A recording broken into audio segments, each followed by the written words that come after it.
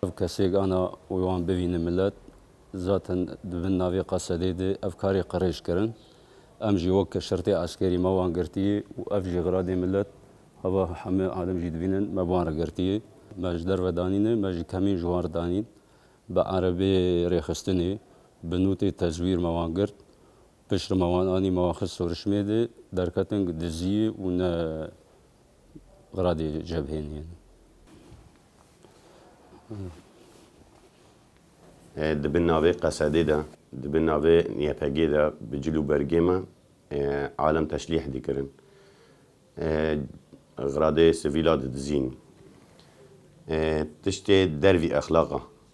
dikirin ji bo got hinek şubuhat serme çê bibin însanê dijî me kar dikirin bi rengekî çetetî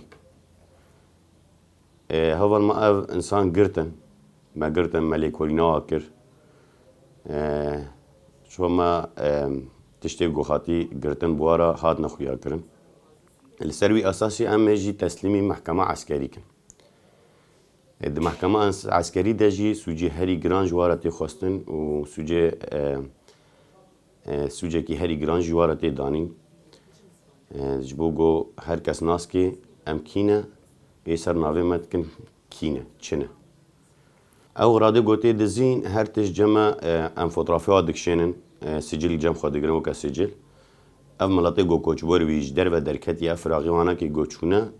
di demê pêş de got divegerin ewnakê em dixine deb xwe de di amanata de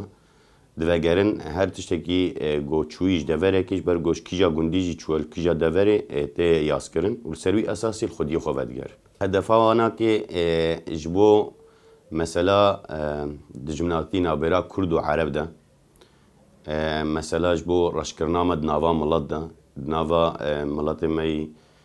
got deverê em rizgar dikin ji bo got hinekî navê me simeta me reş bikin li ser wî esasî ev va kara dikin û ev jî em yanî nikarin tina vî lekin ji dervî navê çetetî yanî dijminekî navxwayî name de kar dikin bi cil û bergê me ser navê me va tişta dikin em jî ser vî esasî em qebûl nakin û nayê qebûl kirin ew hatine girtin û cezayê xwe jî wê bikişin